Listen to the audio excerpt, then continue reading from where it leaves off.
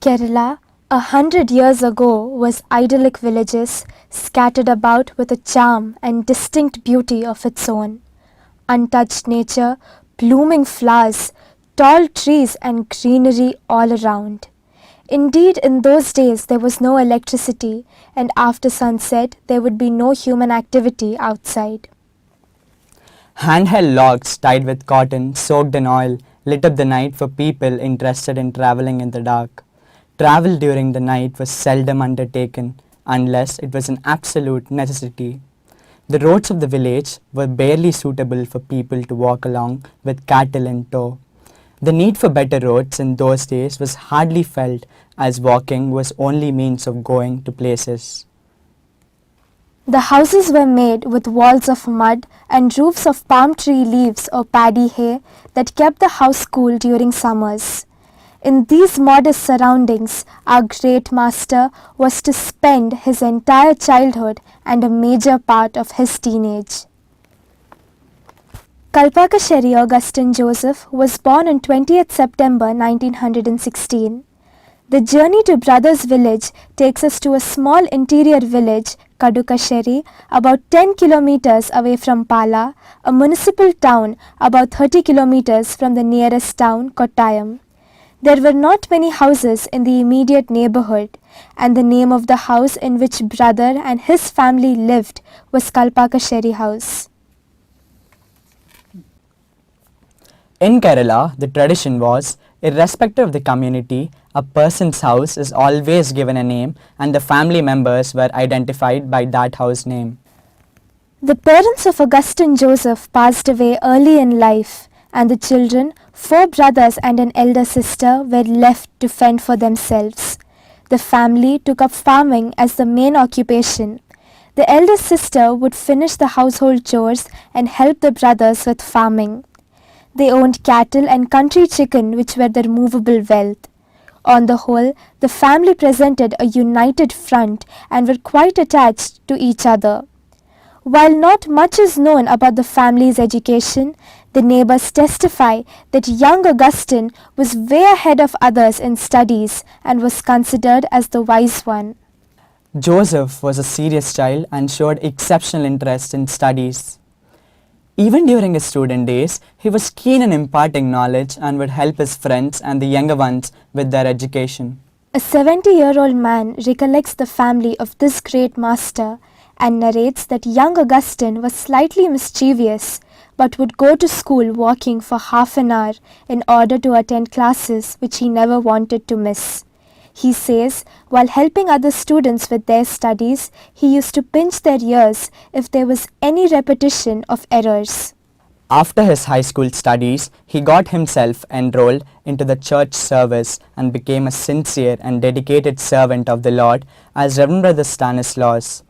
Through hard work, selfless and dedicated service, he earned all-round praise and was seen as a person with great leadership qualities. He worked at St. Joseph's, Ooty, St. Gabriel's, Kazipet, and subsequently St. Patrick's, Secunderabad. During his stay at Secunderabad, Reverend Brother Stanislaus completed his graduation in BA, and in the year 1957 he completed his B.Ed. It was as if destiny was guiding its favorite child. He was appointed superior and principal of St. Paul's High School, Hyderabad.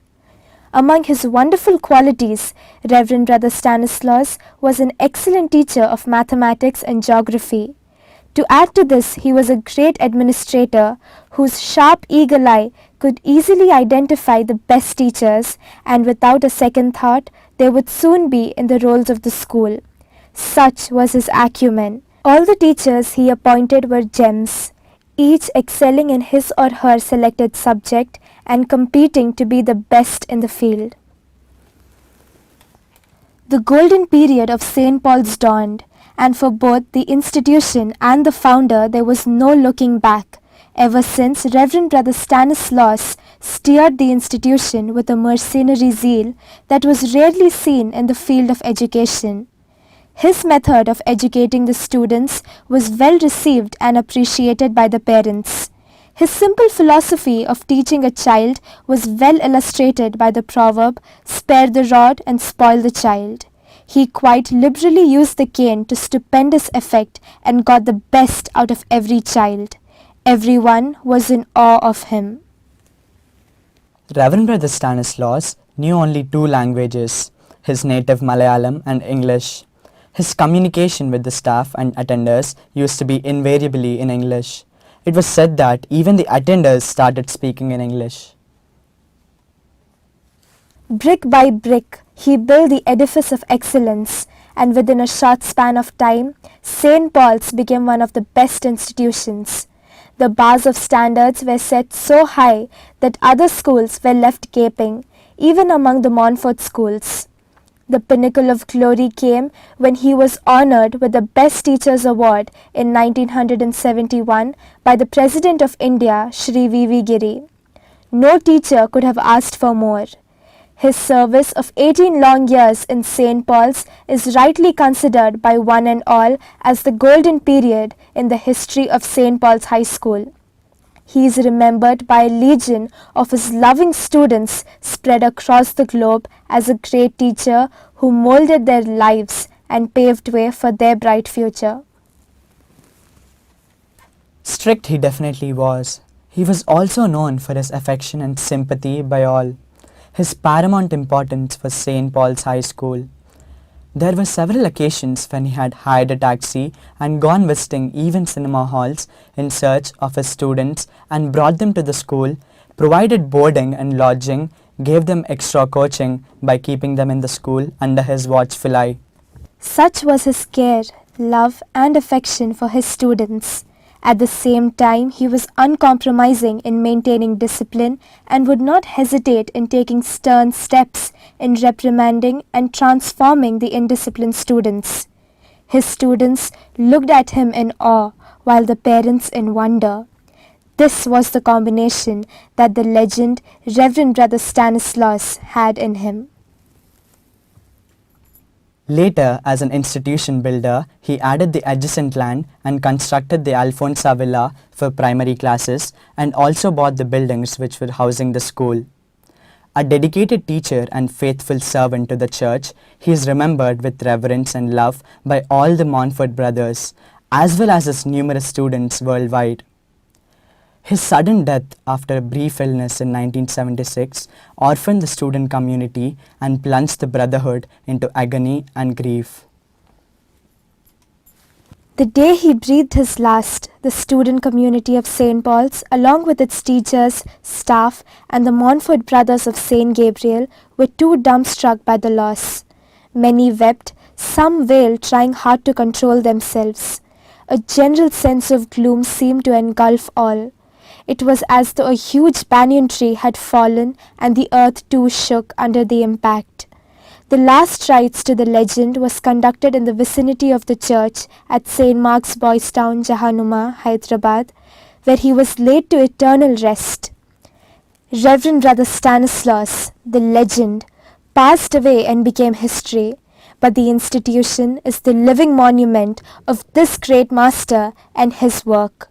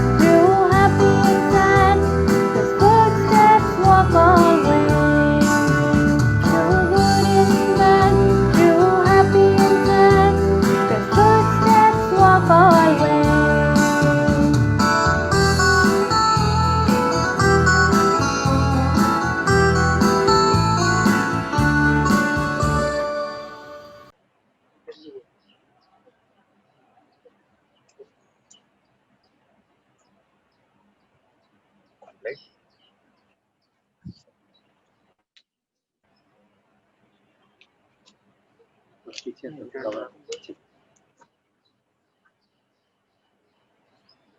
बस move back.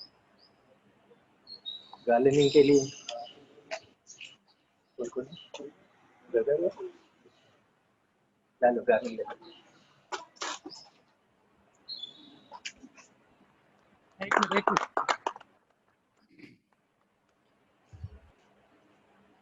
Dear friends, well-wishers, and admirers of Brother Stanislaus of revered memory.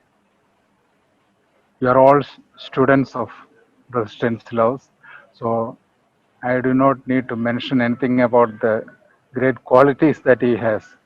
But I had a unique relationship with him. First of all, he was the one who brought me to this congregation from Kerala way back in 1961. Then till his death, off and on, I was in touch with him. I was also in Hyderabad. And while he spent his last days in Usmania Hospital, I had also the fortune to be with him throughout those 15 days. So in that way, I was much associated with him. Stanislaus was a very special person. I would say he was a versatile personality in the sense he was into everything. Joining our congregation, he was a small politician. He took part in the freedom struggle in Kerala. Then he came here, and many things are there about him which some may not admire, but there is one great quality which I think all of us can admire and all of us can emulate, and that was his capacity to love others and help others, especially those who are in need. And that is one quality I think all of us should emulate. Whoever they are, if they are in need, he was there to help them. I still remember the Sunday mornings when the poorer ones come to his gate here. He personally goes and gives each one some money or other. That was his nature.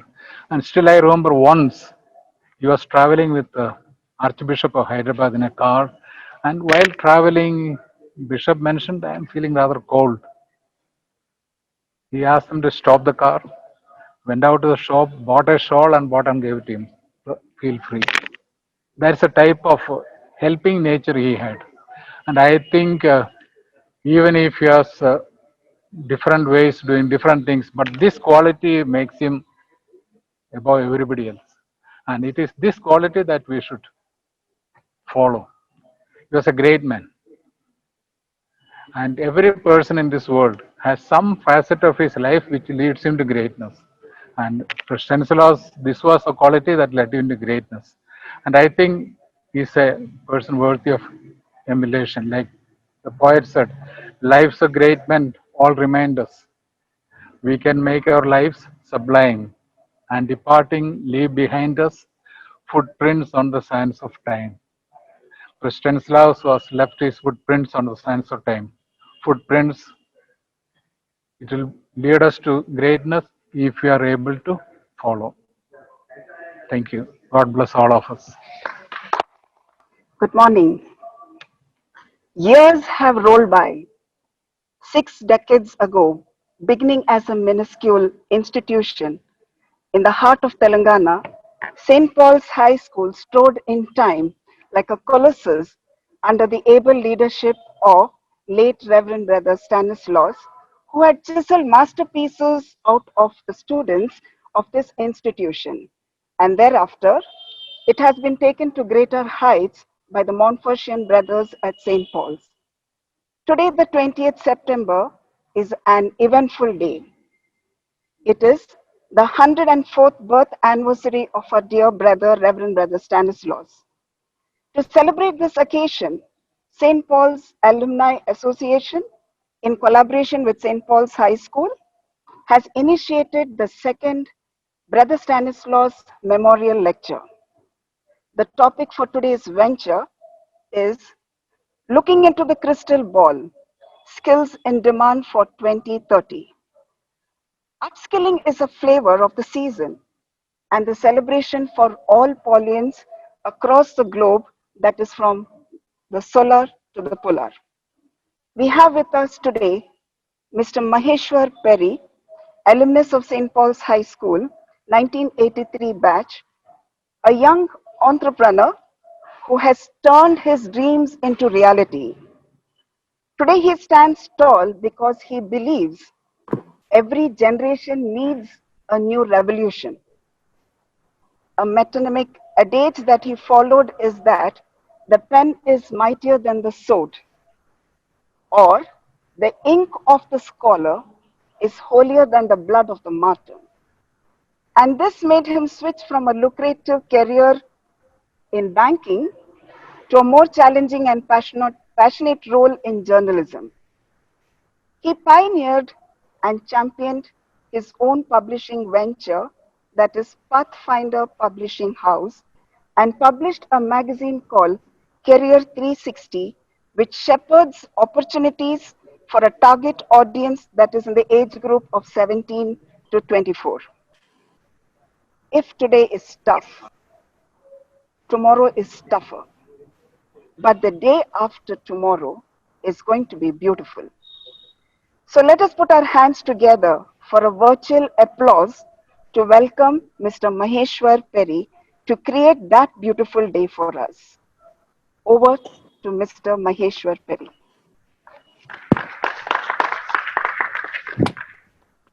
Thank you, ma'am, for the warm introduction.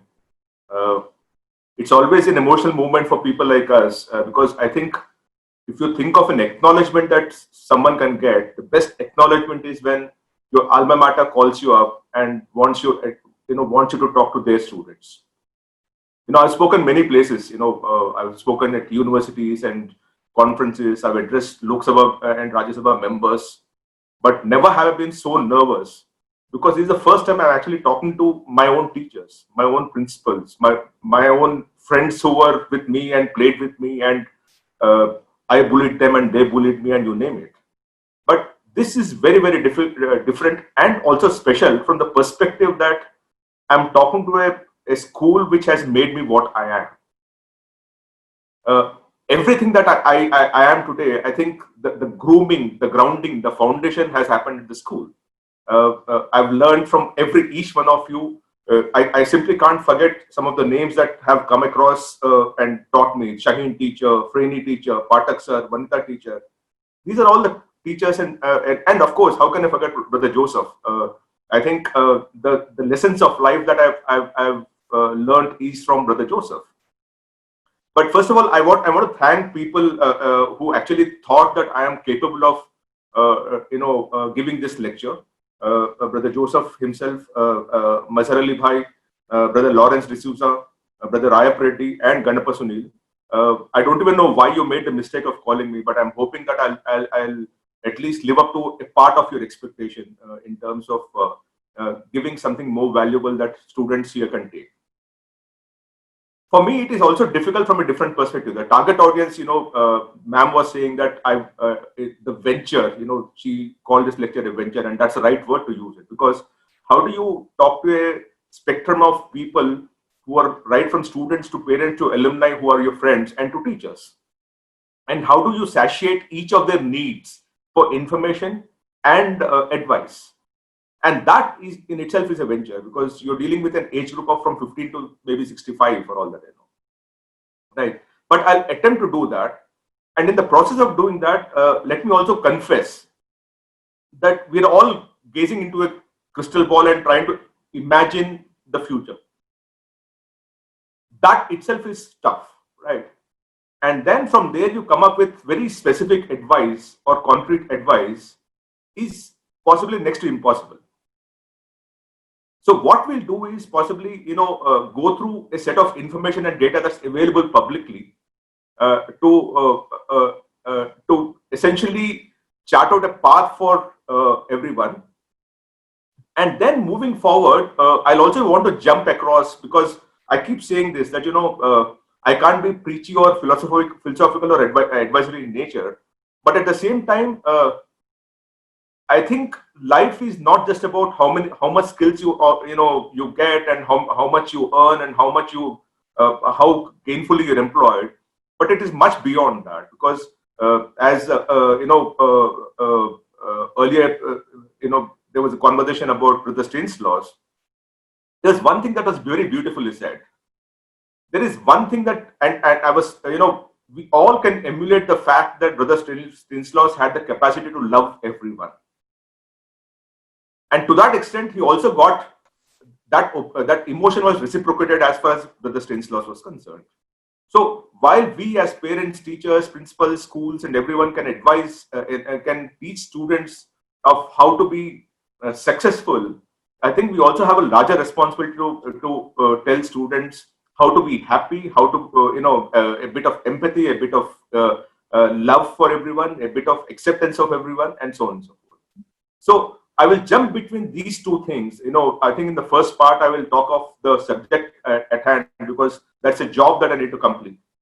But I will definitely come back to the second part of it, without being preachy or advisory. I'll talk of how my life experiences molded the kind of person I am, and I'm reasonably happy for what I've managed to create for myself. So let me take you through the first part of the conversation, which essentially is about what we call looking into the crystal ball, right? What are the skills that you think we should require by 2030? That is what the conversation is here, right?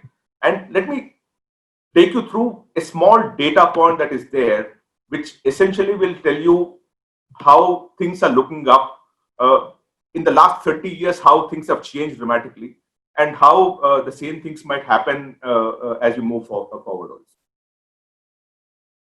In 1990, the largest companies in the world, I hope people can hear me. If there is a problem, please tell me, please, because one doesn't know how technology works, right? The largest companies that the world had, the number one was General Motors, second was Ford Motor, third was ExxonMobil, fourth was IBM, fifth was General Electric, sixth was Mobil, seventh was Electria Group, eighth was Chrysler, ninth DuPont, and 10th was Texmaco. These are the 10 largest companies in the world in 1990. Now imagine whether that is a possibility at this point in time, right? And when you look at it now, the number one is Aramco, which is a Saudi company because of its oil reserves, and we can keep it aside because it's natural reserves that they're exploiting. The second is Microsoft, it did not exist in 1990. The third one is Apple, which again did not exist in 1990. Fourth, Amazon. Fifth, Alphabet. Sixth, Facebook. Seventh, Alibaba. Eighth, Tencent. Ninth, Berkshire Hathaway, and 10th, Johnson & Johnson. So if you now look at it, in 3 decades, the largest companies of 1990 ceded space completely to a new set of companies that came up by 2020. And mind you, each of these 10 companies that I talk of in 2020 are worth about 25, 30, 40, 50 times more than what they were, what the top 10 companies in 1990 were worth. And that is the kind of shift that we all are going to face and will continue to face. It is not that the old skills, old cars were not being sold, and old oil was not being consumed, or machines are not being made, and so on and so forth. What's happened is new skills, new technology, new innovations have taken over the world and ensured that people who did not keep pace with innovation were left behind. And in this, we learn a lesson. If you look at India also, for example, go back to 1990 and 2020. In 1990, you did not have a TCS, you did not have a Wipro, you did not have an Infosys, you did not have a Accenture, and you can go on and on in terms of the kind of companies. The only stable factor between 1990 and 2020 possibly is Reliance. But otherwise, the top 10 companies, if you were to look at it now, I remember in 1990, you used to have IOCL as the largest company, BPCL and SPCL and ONGC and those kind of companies, Coal India Limited. But now by 2020, it's no longer the case, because in 1990, all the largest market cap companies were companies which were sitting on the natural resources and commodifying those kind of things and selling them into the market. But the moment, services, technology and innovation, entrepreneurship took over, you actually created a TCS and a Wipro and Infosys and the list goes on and on and on, right?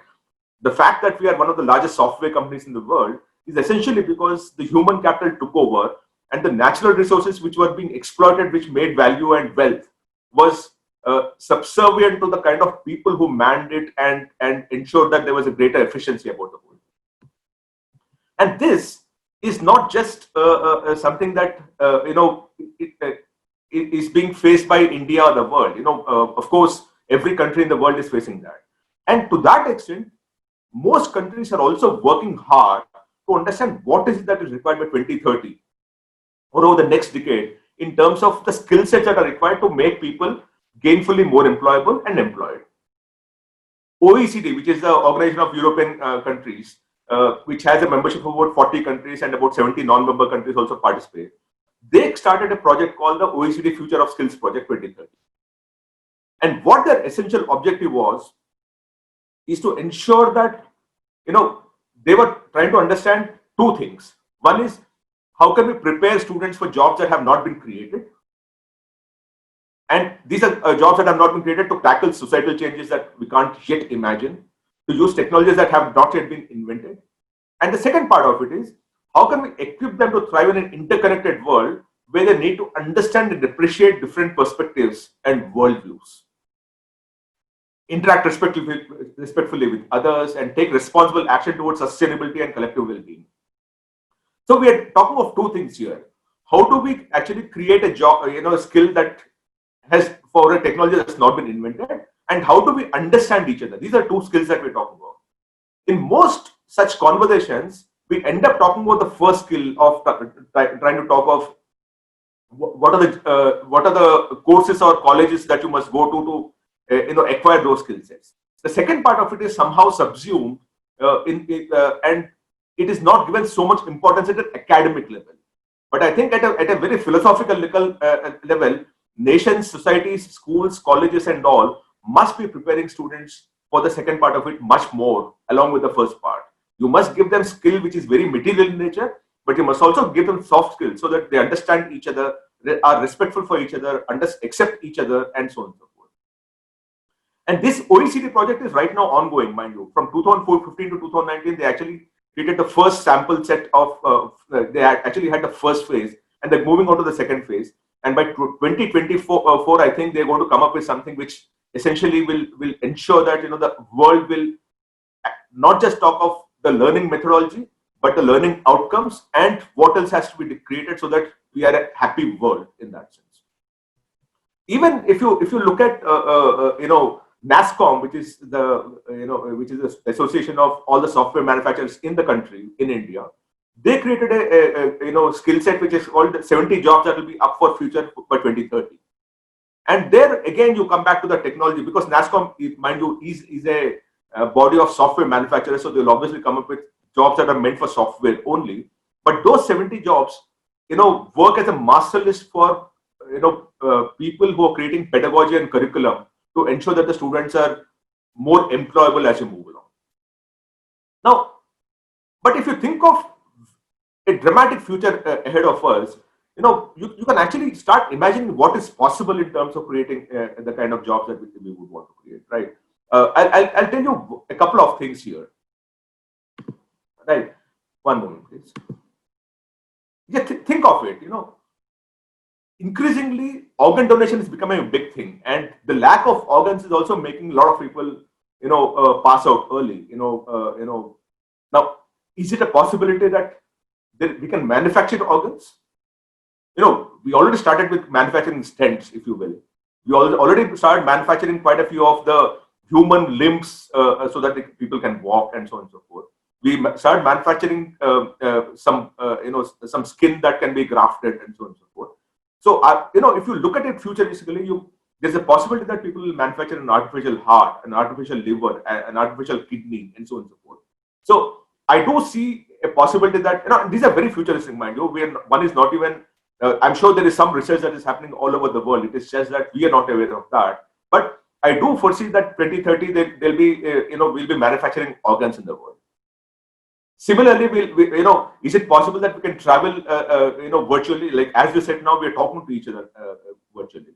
So augmented reality journey builder also is a possibility that you'll be sitting here, but you'll actually be in Bahamas, and that's a possibility in itself, because the virtual reality, the augmented reality will ensure that you actually feel that you're sitting there. Similarly, because the world is becoming more mobile by the day, you'll actually have makeshift structural engineer being a thing, because you move from one place to another. You don't need to build a house which is as big as and as expensive as what you're dealing with. You can actually get onto a makeshift structural engineer. Similarly, digital currency advisor, because so, and then moving forward also, you can actually you'll actually have advisors who are not just financial managers and mutual fund managers, but you'll have advisors for digital currency, because bitcoins and all might take over as a move. Drone traffic optimizer. You'll actually have a lot of drones all over the thing. You will at some point in time get onto organizing the traffic of drones the way you organize the traffic of cars on the streets. Self-driving car mechanic, because if you have more self-driving cars, then you will also need mechanics for that. Now, this is actually looking futuristically of what is a possibility. But what is it that we should live ourselves, prepare ourselves with? If I were to look at it from that perspective, how do I the US News of the World, which is a fantastic newspaper in US, does a ranking of the possible jobs that will come up for the next 10 years that people must prepare themselves with. And how do they do that? They look at 7 factors. They look at 7 factors to deal with preparing people who are about to get into studies at a higher education level, so that they know that when they come out, they actually have a good job waiting. So what they do is they start projecting the kind of skill sets that will be required when students pass out 5 years, 10 years hence. And they look at 7 factors to even come up with this ranking. One is, of course, the median salary, of what is the kind of salary that people are likely to get on that. And that again is a 10-year spectrum, mind you. The unemployment rate.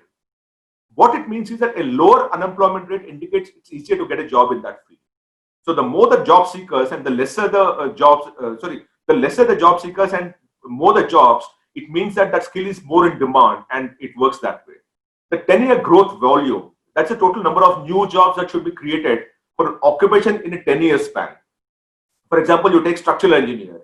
If you know that the number of structural engineers in the world today are 100,000, but over the next 10 years you need 1 million structural engineers, that is a job that will grow dramatically. So they look at the 10-year growth volume. Then they look at the 10-year growth percentage. This is actually an occupations employment percentage growth over the course of the next 10 years. Right. Then the future job prospects. As I said, ease of finding jobs based on the number of openings versus the number of job seekers. The stress level, because this is soft, right? But the amount of day-to-day stress someone might experience while working in an occupation is very important to determine the kind of jobs that people would want to work into. So that also is factored in. And then the last thing, the work-life balance, which is the rating captures how much any profession will affect your lifestyle from what you are and what you would be. And based on this, they actually come up with the top 100 jobs that will be there in the world. And specifically, it's though it is confined to USA, you can actually take it across the world. And the top 25 jobs that they came up with is software engineer as number 1, which we all know that software developer they call it.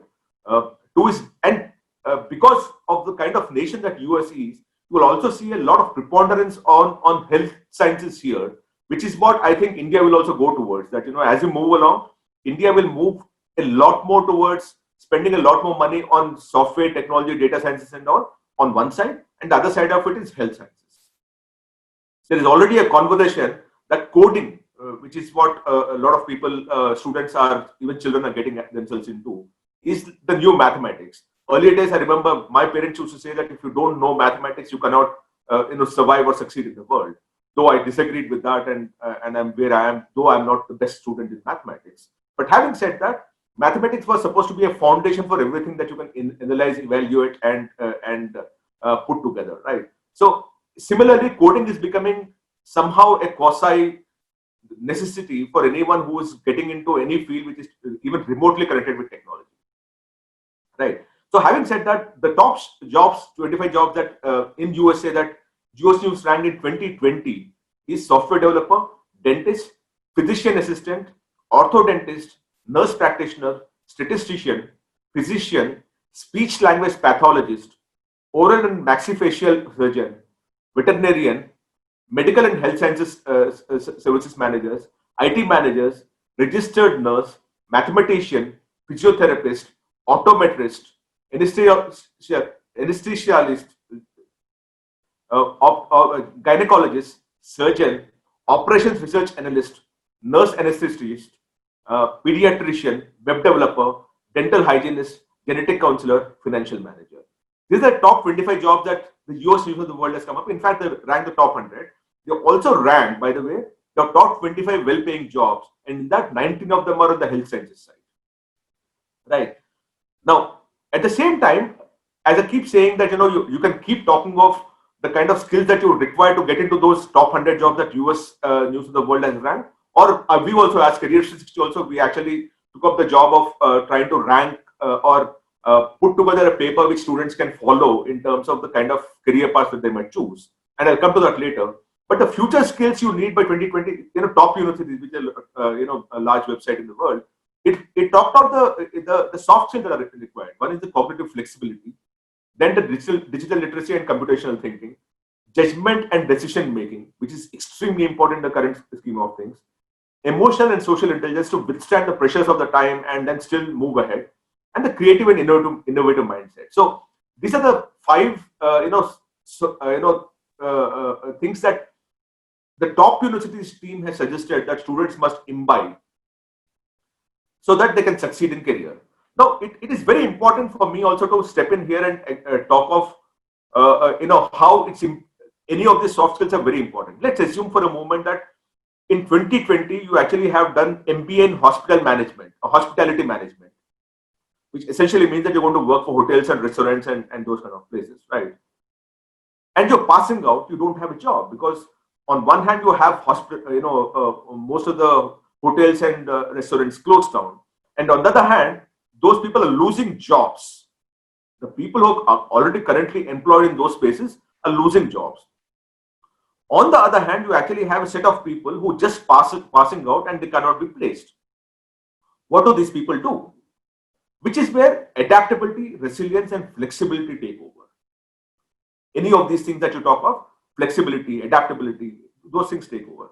The first thing you will do is you say, okay, I was into hospitality management, but at this point in time, I might not get a job into any of the hotels because the hotels themselves are closed, they're losing jobs. What does one do? The adjacency of professions is what one gets into. And what does adjacency of profession mean? That in hospitality management, you're taught to be good to a customer. You're taught to ensure that the customer is very happy at the end of the day when he's checking out of the hotel, right? So the customer care is given the highest priority in hospitality management. Can you turn that skill and start getting into any customer care jobs that are there in any company? Because the jobs for customer care are more. The jobs in hospitality management have been lost out in the recent pandemic, right? So if you're adaptable, if you're flexible, and then if you're resilient, right, then you start looking at adjacency of professions and start looking at jobs which you can still get based on the skill that you acquired and not by the nature of the course that you did. So at some point in time, all of us must believe that any course that we do, the skill that we acquire will take us forward and not necessarily the course that we did. For example, I did my CA. I'm a chartered accountant. But what I do today as a media man is nothing even remotely close to CA. And that is what a student must be very careful about and must be adaptive, flexible, and resilient. Moving forward, we as Career 360 did a study of the 25 careers for 2025. And the reason we did that was we believe that a student who's getting into the course curriculum today must know when he passes out 4 years hence or 3 years hence, and I'm talking of higher education by the way here, he must know that by the time he passes out in 2025, he'll have a decent job at the end of the day so that he's placed. And we did this survey with Monster, which is India's largest job platform. one of the leading job platforms. And there we came up with 25 careers which students can pick them this one. The first one is app development.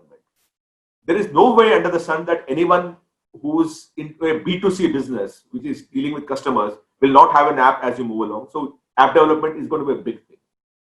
Building automation. Increasingly, we are dealing with buildings, flats, and structures where in one compound you'll actually have 200, 300 flats, and the building security, the automation, the technology, the camera, all those things. The water, the television, the security, all those things need to be worked on.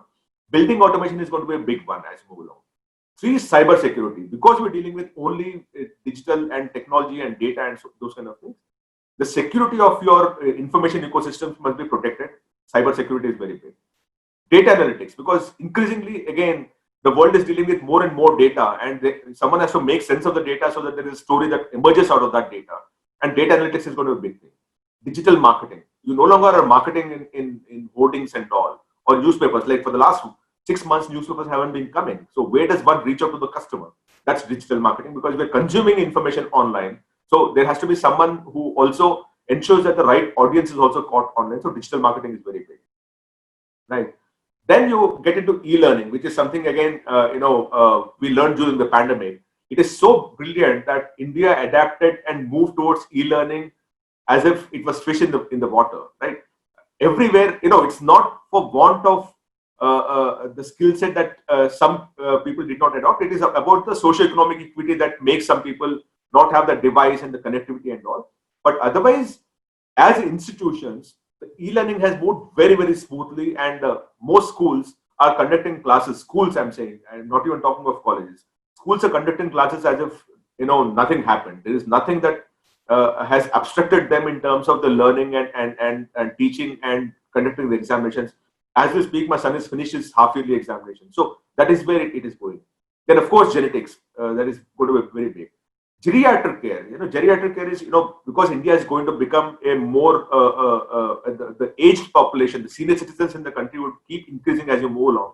At some point in time, we need to create an ecosystem where these people are properly taken care of. And that will also mean that you need to have experts and manpower which takes care of these people in terms of health and taking care of them in terms of the old age homes and those kind of things, right? And nursing, home nursing. So geriatric care would be a big thing as you move along. Then healthcare technology. Increasingly, if you look at it at the BTech level, you actually have health sciences, which is biotechnology, nanotechnology, chemical engineering, which deals with has an adjacency to pharmacy also at times, and robotics, which will ensure that you actually manufacture healthcare equipment in a certain sense. Those things on one side. On the other side, on computer sciences, you actually have of course artificial intelligence and machine learning on one side, to virtual reality, and then going down to robotics and Internet of Things. So you actually have about 5-6 fields on the data on the computer sciences side, and then you have 5-6 courses on the health sciences side. Both these, in my opinion, would be very heavily in demand. Then, of course, the more we actually get into this kind of a pandemic kind of situation and health issues, insurance becomes a big thing. So insurance would be in big demand. 3D automation and virtual reality would be in big demand. Food technology. Increasingly, we need to start working on how to be a bit more efficient in terms of producing food and also consuming food. So food technology would be very big in demand. Machine learning, I already told you.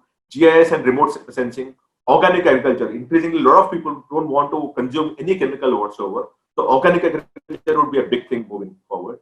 Renewable energy. Increasingly, the world, of course, because of the Paris Accord, has decided that they will reduce the carbon footprint and ensure that renewable energy is what we survive and sustain on. So you will actually have a lot more solar energy and and those kind of things moving forward. So you will actually have renewable energy being a big course or career moving forward. Like in Delhi, there is an institute called Peri, which is a Tata Institute of Energy. It only has courses on renewable energy largely. It's very focused on that, and it's really working out well. So you must look at that. Robotics, you wouldn't imagine that there'll be factories and factories, shop floors where there is not a single person, but the manufacturing is happening, through robotics. So robotics is going to be a big thing moving forward. In fact, even in automobile and mechanical and mechatronics, robotics is going to play a very big role in terms of replacing a lot of what we were doing earlier or how we were doing it earlier, with robots doing the same thing.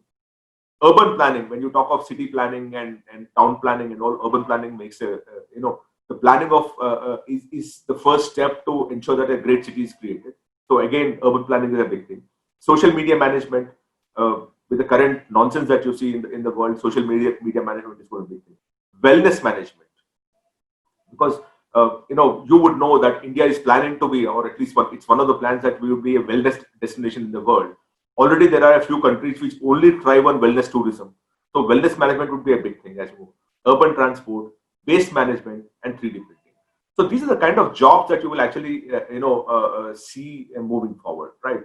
Now I'll come to the larger thing, which is earlier I said, at any point in time, please ensure that you actually have a basic foundational level understanding of mathematics.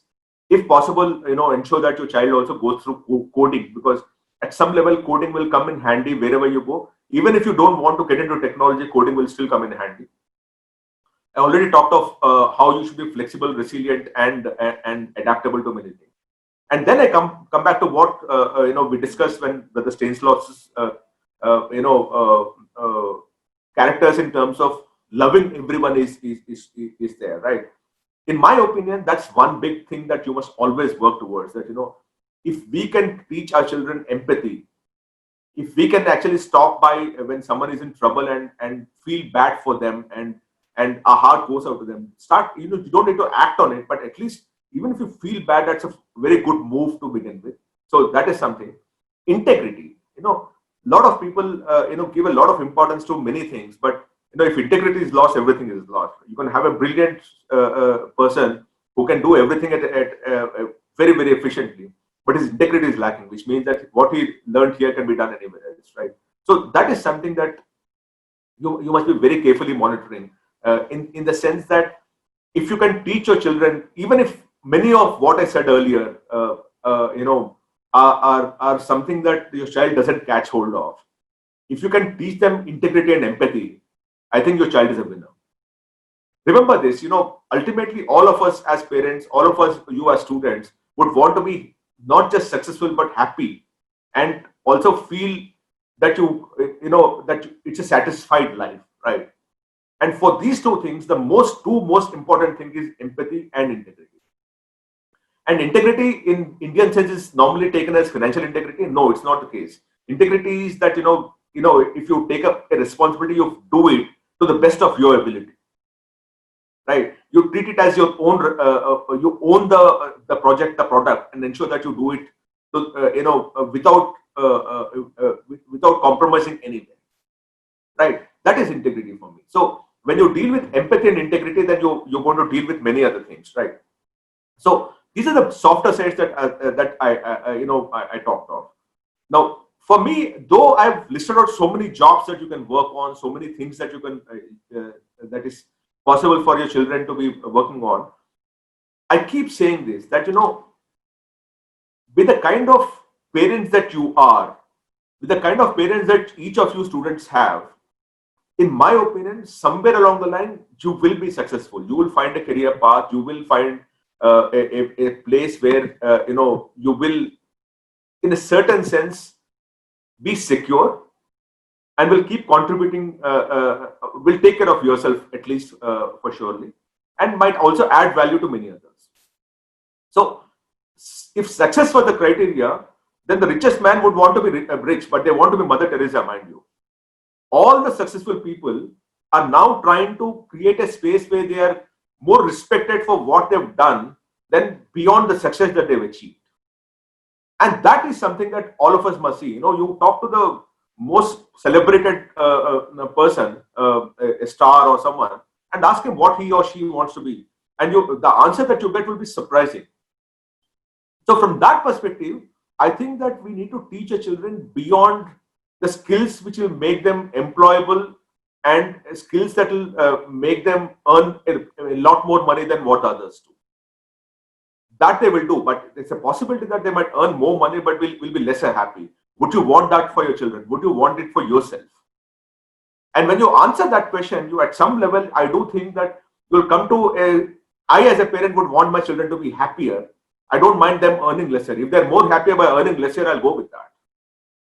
And that is something that we as parents need to imbibe in people, that our children are not in a rat race. Because the moment we say our children are in a rat race, we're treating our children as rats. And our children are not rats. They don't need to excel. I was not a topper at St. Paul's School. My percentage, if I remember correctly, was 64.6%, which 38,000 other students got it in class 10th in the state of Andhra Pradesh. Because the first class, 38,000 students passed out in that batch in 83, right? But it doesn't mean that I've been a failure in my life, because if you talk of 38,000 only in Andhra, just imagine the world country over, there'll be a few million people who are above me in terms of percentage of marks. When you push a child to a rat race where you're always judging him based on his marks and score and whether he excels or not, then you're going to drive him towards a space where he might not be comfortable with, but he's always running far ahead of his own ability because he wants to satisfy you. And that is not something that I would advise any parent to do, because that, in a certain sense, will kill the any urge for a child to create his own space or create his own world. Each of us, at some level, want to create our own world, and our own world might be different from each of our other worlds, right? And that is where acceptance of each other's points of view would come in. So some time back, what I did was I did write a letter to a student, and I'll take about 10 minutes of your time to take you through what I suggested there. I think the first thing is that a lot of people tell children that the personal life and professional life are two different things. For me, it is not so, because increasingly the difference between personal and professional is narrowed down. Attitude, integrity, truthfulness, boldness, they don't change no matter what the situation is. You're not going to behave one way in one place and another way in another place. Rather, it must not change. What you are is what you must live, behave, and breathe in every and all the situations that you have. And most importantly, when I was in school, there was anything that we do can be wiped out because it was never in digital space, right? Today, everything that you do is it leaves a digital footprint. Everything that you say, it can be a comment on any person, it can be a post, it can be a LinkedIn post or a Facebook post or whatever it is, a tweet that you do. The digital footprint is left behind for you to regret later because you change your opinion.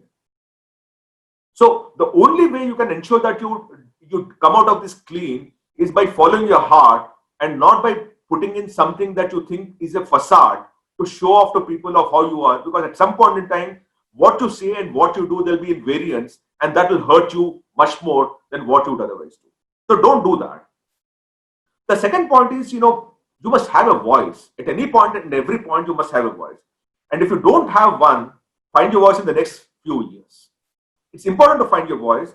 You can debate without being defined. One is not talking of fighting over everything and then trying to win a debate. It's about just ensuring that your point of view is heard. Never be scared of voicing your opinion. People who don't have an opinion will remain in the fringes, always doing others' bidding. Don't be that. Leaders have an opinion, and those who don't have one just become followers. So the only way you can become a leader and not a follower is to have your own opinion, voice it, and be accepted for your opinion than being a follower of others' opinions. And remember, always when you actually have a voice, it is always it's the silence of our friends is what is normally remembered than the action of your enemies. So I remember, I think I'll quote an incident that I had happened in St. Paul's, and I would not name the teacher at that point in time. There was an instance which I actually had, and this is something that taught me really well, and even today I follow that. When I was in class 7th, I think there was one teacher who wrote something on the blackboard, and then there was an interval, and then the teacher wanted to continue that session in the next thing also, because the next teacher also hadn't come. And he was taking over that class also. At the interval level, I didn't listen to the teacher, and then I went and rubbed off everything on the blackboard. Whereas specifically the teacher told all of us that I'm going to come back and don't rub this off, which I didn't listen. Being I didn't simply listen, right? The teacher came back after the interval, after the lunch period, and he said, "Who rubbed it off?" And obviously, people pointed at me, and I stood up. I said, "Yes, I did that." He said, "You're defiant." I said, "No, sir. It was a genuine mistake. I didn't listen to you." But as a kid, I didn't have that voice that I have today to convincingly tell him that this is not what you should be doing. It was not intentional, rather. That teacher ensured that I was standing outside the classroom for the next 20 days. He told me, and he was very upset, by the way, and it is logical, and I think it was right on his part that he was upset about it. Every day, the moment he comes in, I walk out and stand outside the thing, and the classrooms, and everyone outside would also notice that Mahesh is standing outside the classroom whenever this class is happening. And it became a routine at every point in time. There was one friend of mine called CV Rajesh. I don't know where he is now. I hope he's listening to this. I hope wherever he is, God bless him, and he's as happy as happiness can be. He used to go to the teacher every single day after the class and say, "Sir, Mahesh did not do it intentionally. You are mistaken." He's the only one who stood up for me. And even today, I want to be the CV Rajesh in someone else, Mahesh's life. For the simple reason that I was completely on the brink, and at some point in time, that is where the greatness of St. Paul's comes here. 20 days this continued. After 20 days, the teacher himself realized. He called me to his room, apologized. That is the culture of St. Paul's. The culture of St. Paul's is that even when a teacher realizes that, I've gone too far ahead and it might not be the child's mistake, that teacher called me to his room, apologized, and next day he came to the classroom, apologized in front of everyone, saying that I mistook Mahesh, it was not intentional, and he made me sit in the class. Now, these are life-changing moments for people like us in terms of learning from each of you of what exactly happened. It can be the CV Rajesh that was in my life, and the way the teacher stood up for me, first was punishing me, and later when he realized, he acknowledged the fact that it was a mistake. And this is what creates, if I would say, humans out of normal students. I was a changed person after that. I would never be what happened to me. I would ensure that I don't prejudge people. If someone tells me that, no, listen, I did not do it intentionally, I believe in that, even though at times they might be lying to me. Because at any point in time, I don't want to punish someone who did not do certain things intentionally with a malicious intent. Right. So that is one example that I have. Right.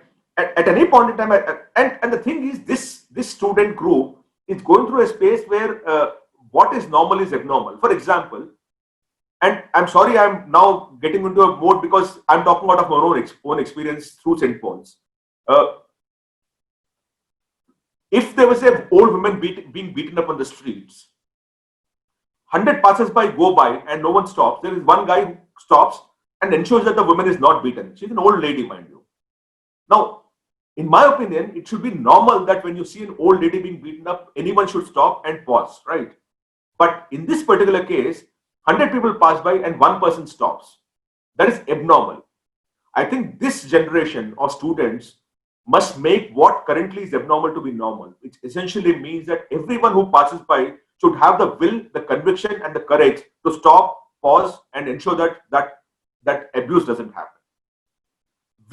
Our generation is going through a time when someone who's doing the right thing is hero, but doing the right thing should be normal.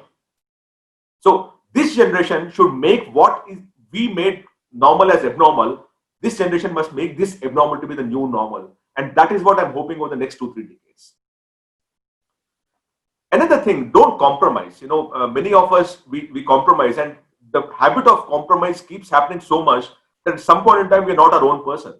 We started off somewhere and we ended up somewhere because we got into the habit of compromising. So stop compromising with your life. Be truthful to everything. At any point in time, there is only one truth, right? So the moment you get into the habit of lying, then you continue to nurture that and justify that lie also at some point in time of why you lied. So I think it's not worth it beyond a point. So get into the habit of teaching your children to tell the truth come what may. What's the worst thing that will happen? Nothing will happen, right? So ensure that your children tell the truth as much as possible. Take a stand where it is, where it matters, right?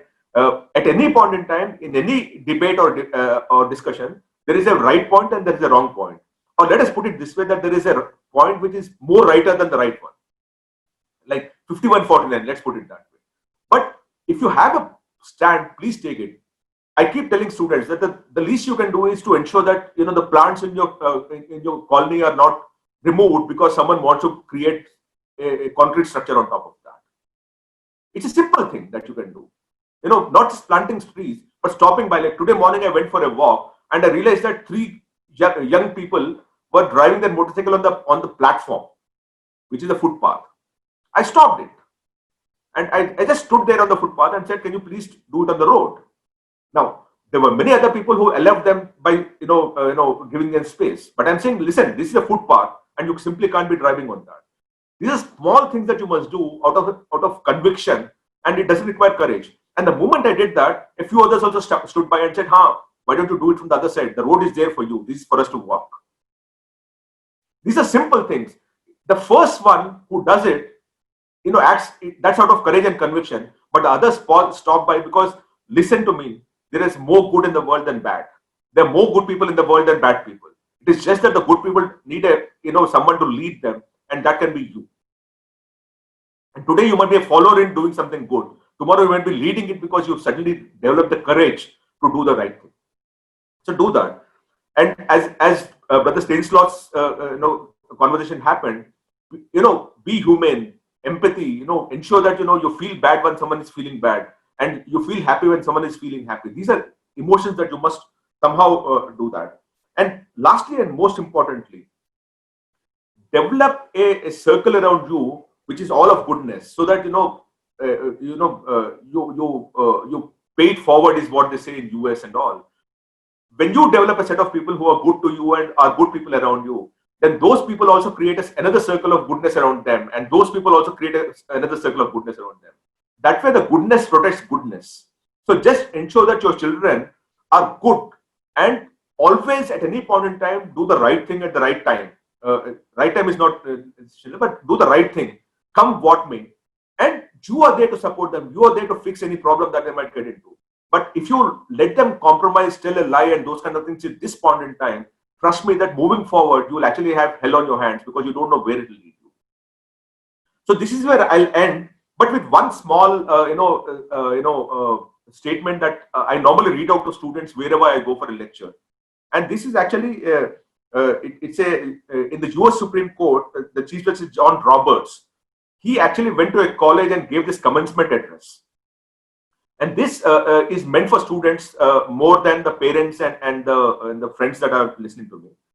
And Justice John Roberts says it this way. He says, now the commencement speakers will typically also wish you good luck and extend good wishes to you. I will not do that, and I'll tell you why. From time to time in the years to come, I hope you will be treated unfairly, so that you will come to know the value of justice. I hope that you will suffer betrayal, because that will teach you the importance of loyalty. Sorry to say, but I hope you will be lonely from time to time, so that you don't take friends for granted. I wish you bad luck again from time to time, so that you will be conscious of the role of chance in life and understand that your success is not completely deserved, and that the failure of others is not completely deserved either. And when you lose, as you will from time to time, I hope every now and then your opponent will gloat over your failure. It is a way for you to understand the importance of sportsmanship. I hope you will be ignored, so you know the importance of listening to others. And I hope you will have just enough pain to learn compassion. Whether I wish these things or not, they're going to happen. And whether you benefit from them or not will depend on your ability to see the message in your misfortunes. Thank you so much. Thank you, Mahesh, for the great lecture. There have been some questions on Facebook, some questions on YouTube, because it was being streamed live. I think actually you reminded me of school. I'm also from the 2001 batch, and the experience with your teachers. Unfortunately, many of them who told me who have had such experiences with are in this meeting. So they are currently there. We have former principal Brother Lawrence D'Souza here, and he was my principal for about maybe 8 or 10 years. He was my principal all through high school, also in primary school. So great privilege to have him here. Unfortunately, Brother Rayappa Reddy is trying to join us with the current principal, but he's having some connectivity issues. We have a lot of students, as you can see in your participants list. They've nicely logged on with their roll number and their class. So if you would like to ask any questions, please raise your hand. Anybody would raise your hand, you'll be allowed to come in, talk. Anybody who's there. First, we'll give priority to the students who are in this meeting. So anybody who would like to ask any questions, please go ahead. If you are not able to raise your hand, then please put it in the chat box. I'll ask the questions here. Anybody who's there, please. Oh yeah, okay. We have Amog who's raised his hand. So Amog, please, if you can put on your video also, come on and ask your question. Yeah. Yes, sir. Good morning, sir. Thank you for giving me this opportunity to speak today, first of all. And right from the very beginning, I've been listening to the lecture, and right in the very beginning, I heard you say that adaptability, resilience, important values for the skill set that a person needs in 2030. My question is, how is the new education policy that is going to be implemented in 2022 going to affect the skill set of a job seeker in the year 2030, and how is it going to be beneficial, or how is it going to affect the person in a negative way? So I think the NEP, the new education policy, it's not just up to 2022. It will go on till 2030. By the way, this has come after 34 years of the last new education policy happened in 1986. So and in my opinion, this policy is the best document that India can prepare in terms of its vision, intent, and driving towards impact. This is the best policy that one can prepare. Like for example, let's talk about a 4-year degree program. It talks of a 4-year degree program where it gives you the flexibility to drop out after first year, in which case you earn a diploma, right? And if you do 2 years and want to drop out, you get an advanced diploma. If you do 3 years, you get a degree, and if you do 4 years, you get a degree with research or advanced degree, right? At any point in time, through this 4 years, you can change credit from chemistry to biology, maybe, because everything is credit based, right? So you actually can transfer credits, and more importantly, you can jump from here after 2 years and then go and do online the same thing and finish the course and come out of it.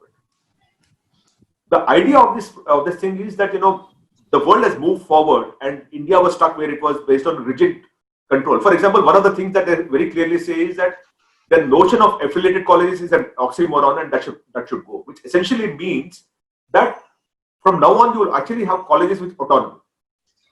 When you have colleges with complete autonomy, mind you, in the first 10-20 years there will be complete chaos, because there will be colleges which don't know anything about education, which will abuse the process. And there will be colleges which will know everything and wanting to do good, but were restricted till now, which will start doing good. Then what happens is, at some point in time, the good ones will survive because market forces will ensure that the good colleges survive and the bad colleges will die. But you need to, if we are prepared for a bit of a chaos and a bit of a regulation, I do think that there a bit of regulation is required. I do think that NEP is going to do far more good for you people than anything else. There is very little, bad that you can think of, unless some overzealous people start implementing to the letter and not to the spirit of what NEP says. For example, it talks of teaching students up to class 5 and even up to class 8 in local language, regional language. Now, the word that is used there in the NEP is wherever possible. So you remove the wherever possible, it becomes mandatory. You must remember, the reason why convent schools came in is because there was a demand for English medium schools and not because the policy dictated that. The government schools always were teaching in regional languages. And then some parents wanted English medium schools because they wanted the children to be, learning the skill of English also. And then the private schools came in.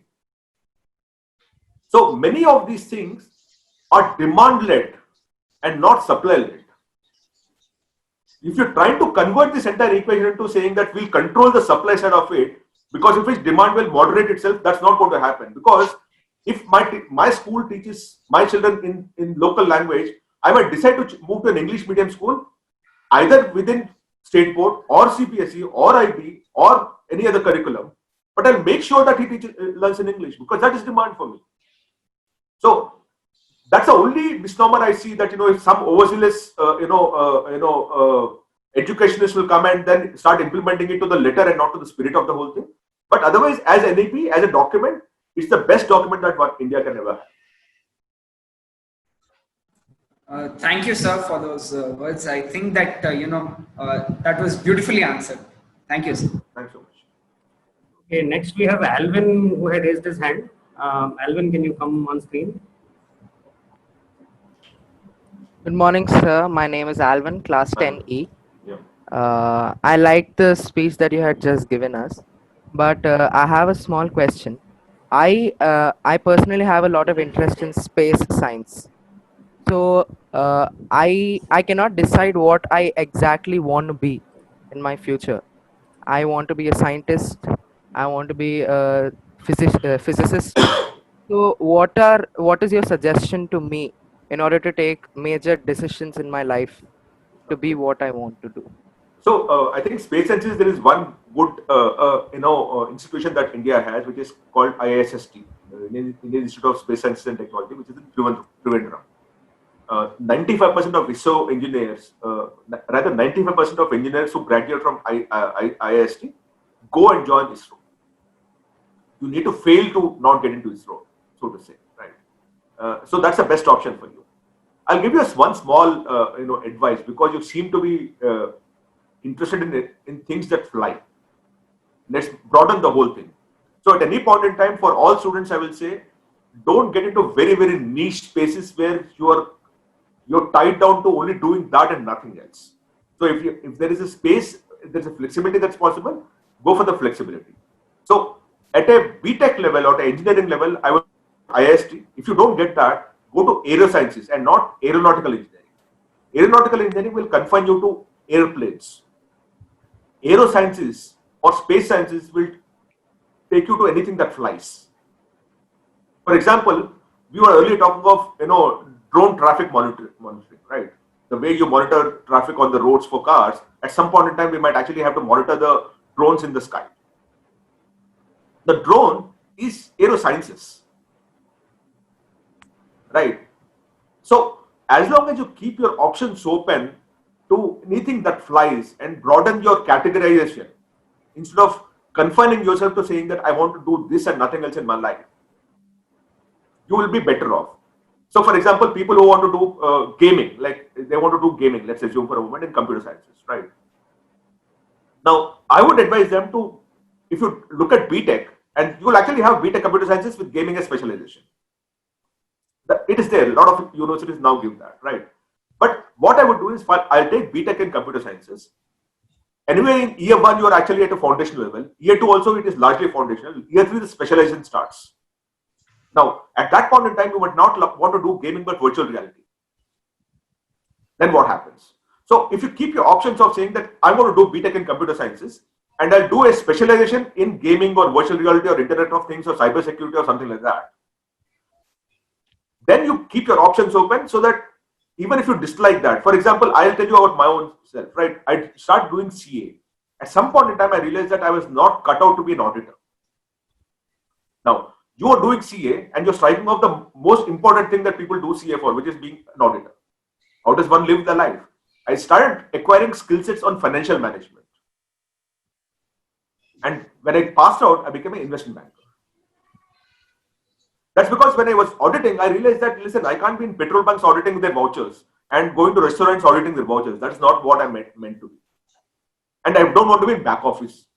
So for all your students, even if you want to be something at an undergrad level, keep your options open in terms of broad basing that whole thing, with an option to say that as I move along, I'll be able to do that. Some of the stuff that you do, you can do at a master's level also. You can do BTech in computer sciences with multiple skill sets, including data sciences and analytics and AI. And then at a master's level, you can do something else beyond that, right? So your education is not about to stop after graduation, mind you. It's not that you're going to, you'll retire with the same course that you have studied for. Like I told you I'm a chartered accountant, then I became a media man, now I'm an education counselor. Look at the journey. There is no linkage between it. But you ask anyone around you what they studied and what they're doing, it's not the same thing. So that is something that you must keep in mind. Keep your options open at undergrad level. And with a specialization major being added, a lot of people come and tell me that, sir, I want to do BBA in retail management. I say, Kyo bhai? You do BBA in marketing and specialize in retail management as you move along in year 4. But you do BBA in retail management, all malls are closed today. What do you do? And that is something that people must keep in mind. Thank you, sir. Sir, I have another question, and it is not exactly related to my experiences, but what if a student likes one subject and isn't good at that, and a student does not like a subject, but is actually good at it? So what do you think he should do in life? Where should he go? Should he go for the subject he doesn't like or the subject he likes? Always follow what you like. See, I'll tell you again my own example because that is what will come in handy, right? When I passed out my chartered accountancy, I was a topper, right? And as a topper, obviously the best companies came in, Wipro, Hindustan Lever, ITC, all these guys were also offering an offer. And SBI Capital Markets also made an offer. SBI, and I told you that, I realized that very soon in my life that I'm not meant to be sitting in the back office. I need to be in the front office in the sense that I need to be on the field. I cannot be sitting in a room and then doing stuff and those kind of things. Now, each of these companies offered me those days 7,600 rupees per month as salary, I remember. 7,600, 8,000, 8,500. SBI Capital Markets offered me 4,000. I chose SBI Capital Markets. Because when you are interested in the subject, your possibility of excelling in that is faster. 5 years later, I looked at all the people who joined ITC and Wipro and all, and where I was much ahead. Because when you're interested in something, you perform better because that becomes your interest. It doesn't become a job. And besides that, remember one thing, your marks don't define your interest levels.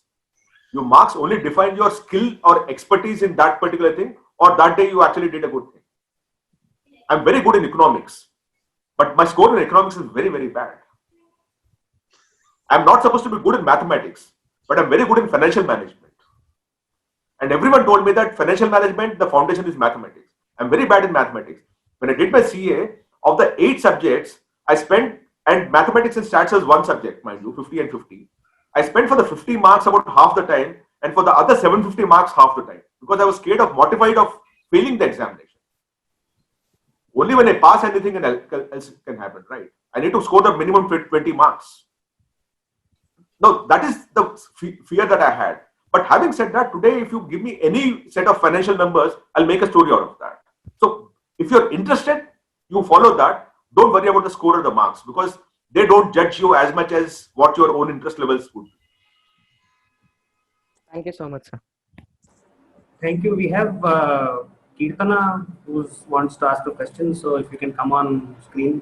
Yes, Kirtana. Good morning, sir. Thank you. Thank you for your inspiring session, sir. And now my question is, while there is an increased focus on healthy food and of course organic food due to COVID-19 pandemic, agriculture is plagued by labor shortages and inefficiencies. I believe robotics, automation and artificial intelligence are the potential solutions to increase production. And even you talked about robotics and automation.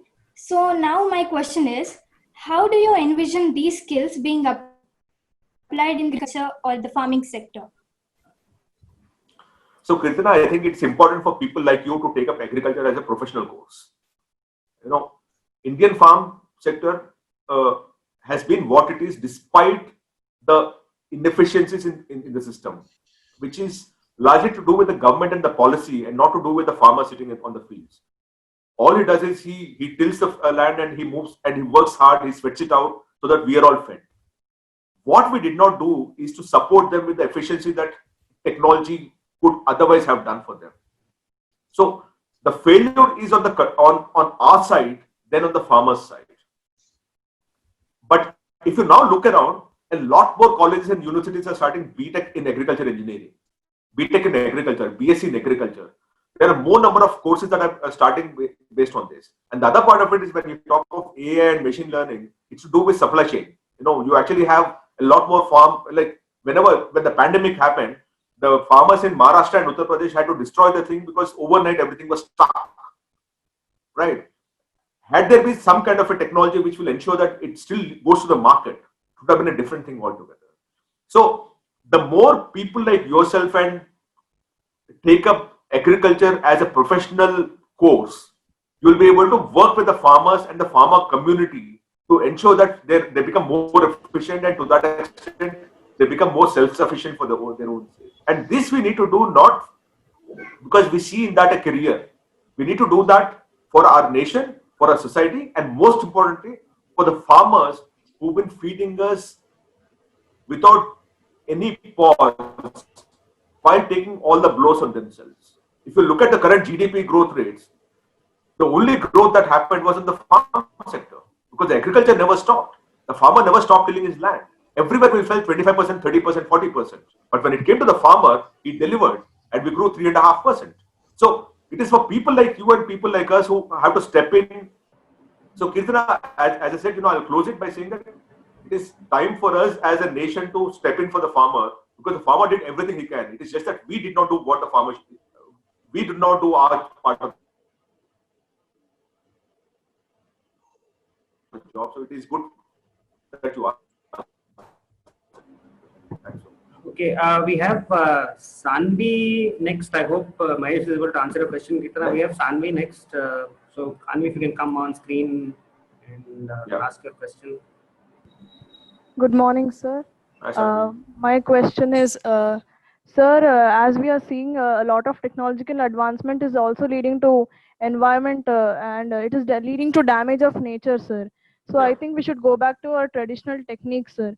Or we can take technological advancement and use them in such a way that our environment is conserved, sir. And also automation is leading to a lot of unemployment. So how do you suggest tackling these problems, sir?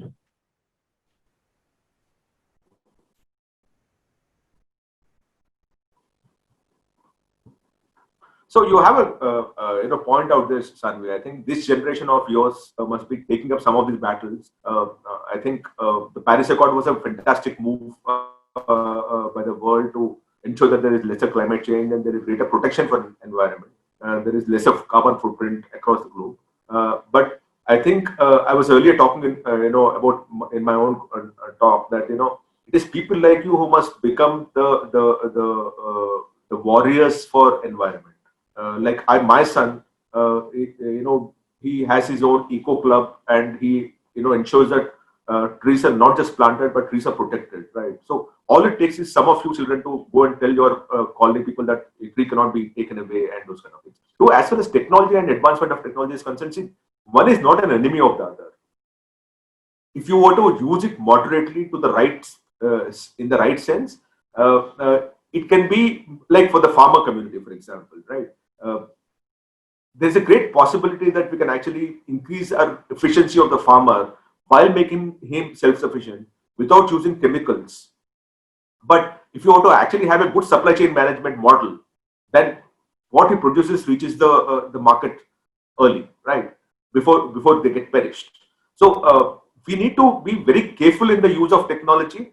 Technology is not a solution for everything, which you essentially said, and that is, but we should not junk technology just because we want to junk technology. So I think moderation is what is required, and to that extent, I think this current generation will get that balance right. My hope. Thank you, Mahesh. Hope Sanvi, you got your answer from Mahesh. We have Atharva next. So Atharva, if you can ask your question, come on screen and ask your question. Yes. So my question for you is that what difference will it make for the medical practitioners or the medical sector as such due to the technology? What advantages will they be facing, sir? No, I think increasingly health sciences is becoming more technology. Like increasingly, if you look at the equipment that you have, if you've been to a doctor 10 years back and 10 years hence, the kind of advancement in technology that they use to treat you is dramatically different from what it used to be. And that is to do with possibly robotics coming in, mechatronics coming in, chemical engineering also coming in to create formulations which will deal with certain things. Yes. Like for example, today, once upon a time for the teeth, now you would have those the wires that you put out, right? Now you actually have teeth which actually look like teeth, but they're actually those things. It's slightly more Yes, expensive. So someone has created a chemical formulation which will ensure that the braces that you what you call as braces yes, are not even visible to the naked eye. So and same, you go to a dentist. Earlier, the kind of equipment that was being used and what is being used today is dramatically different. It can be on a knee surgery table. You'll see more of robotics playing its own play, more of mechatronics having its play on the surgery table than what it used to be. Right. So health sciences will keep moving forward because mechatronics, robotics, and those kind of things are also moving forward. And to that extent, healthcare technology will at some point in time. I do foresee a day when you might not have a doctor, but a robo actually doing the surgery for you. yes, It's sir. a great possibility out there.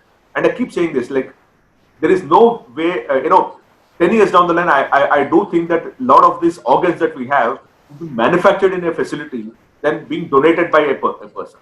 It's a possibility because you can have stent being inserted into your heart to pump up your blood so that you're normal. Then anything that goes into the body can still be done at a manufacturing stage, right? So So moving forward, I think year on year you will actually have healthcare technology, and that you can see the longevity of people. What was about 55, 60 earlier is now 80, 90 for many of our people, right?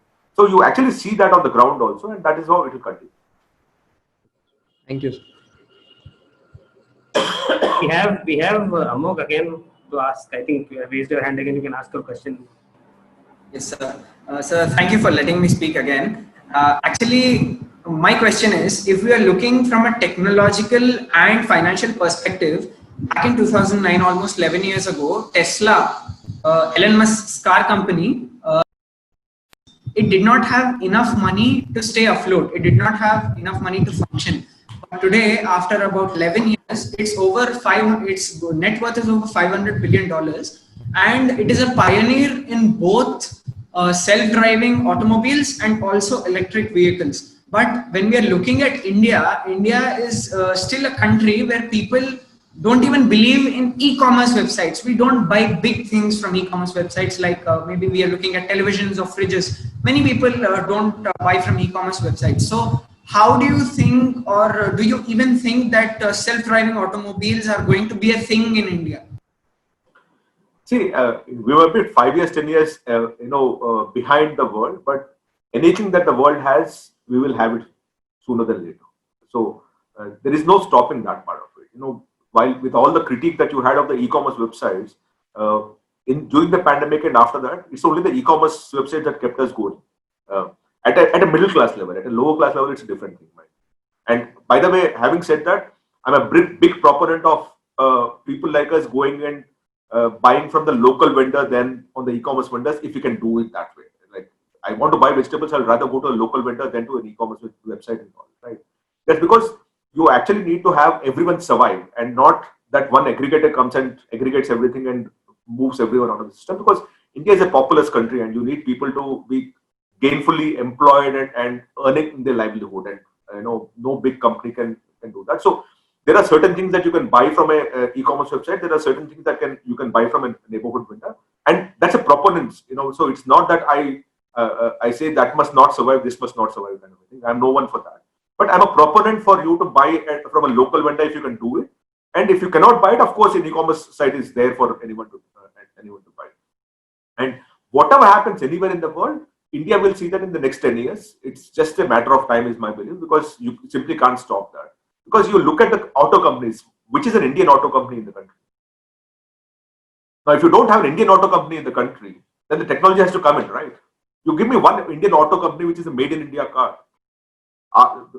We keep talking about this Atmanirbhar, right? So give me one auto company which manufactures a car with its own thing. It's Mahindra's, nothing else. Toyota, Honda, Kia, Suzuki, Hyundai. they're all international companies, and they will bring in the technology at some point. Thank you everyone for joining us. We'll just go back to St. Paul's now. We have a small vote of thanks. There's a small memento being presented to you. Thank you so much. St. Paul's. Thanks so much, sir. Thank you so much.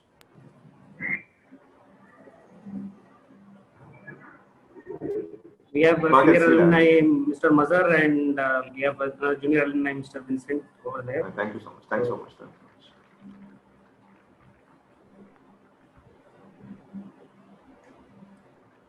Honorable Speaker, Mr. Maheshwar Peri, Reverend Brother K.M. Joseph, our Chairman, Reverend Brother Rayappa Reddy, our most valued invited guests, teachers, and all my fellow Paulians. A very good morning to all of you. Today's session by Mr. Maheshwar was indeed a very fruitful one. A big thank you to sir. Whatever you've spoken today, I believe might be really helpful to everyone who joined us, and this might help and guide us in future times. I think the sole focus of today's topic is that your college course of study may not be applicable the time you graduate. However, the skills you learn can be adapted with offered employer or your own. Make it a point to include continuing education as part of your professional career, and lastly, embrace technology, share learnings with co-workers. Thank you once again, Ms. Maheshwari, for contributing your valuable time. Indeed, it was a very enlightening session. Thank you one and all. Thanks so much. Thank you so much. Good morning to all. It is great matter of joy for St. Paul's Alumni Association to have conducted this event successfully. This is the first ever online event we have done with cooperation of and support of all in-house organizers.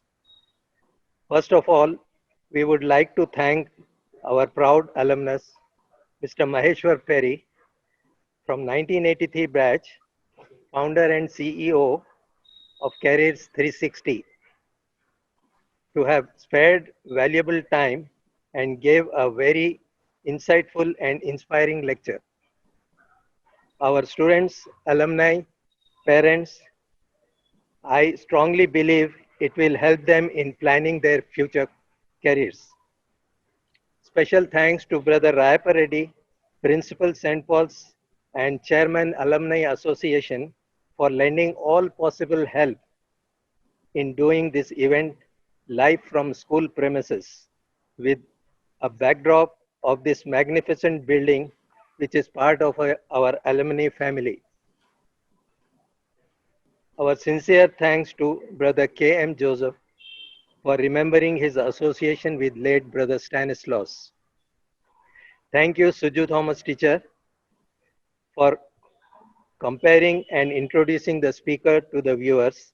I am sure your students must have enjoyed watching you live on this show. Let me come back to our own team, which was worked overtime in making this event flawless and interesting by adding clippings from virtual tour of the school, prayer song, and documentary on Brother Stanislaus. Special thanks to Pranay Rupani of 2001 batch for providing all technical support for this event, sitting right in his home with his personal setup and remotely controlling the proceedings. Thanks to our IT secretary, Mr. Arul Frederick, for creating a YouTube channel exclusively for St. Paul's alumni. We would also like to thank our junior members, Zohair Madani, Piyush Srivastava, Vincent Anthony for graphic designing and producing the virtual tour school, which all must have enjoyed. Special thanks to the ground staff for making this lovely arrangement. I am also grateful to the viewers from all over and also abroad from all places who joined live in their odd hours. Thank you one and all, and I be grateful to viewers And again, one and all, for hope you will regularly join us in our future events. Thank you.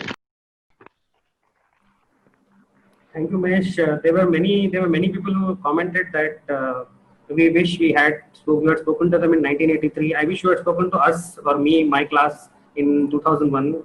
We would have a very different perspective on life. But we learned our lessons in St. Paul's. Thank you very much for joining us. Thanks so much.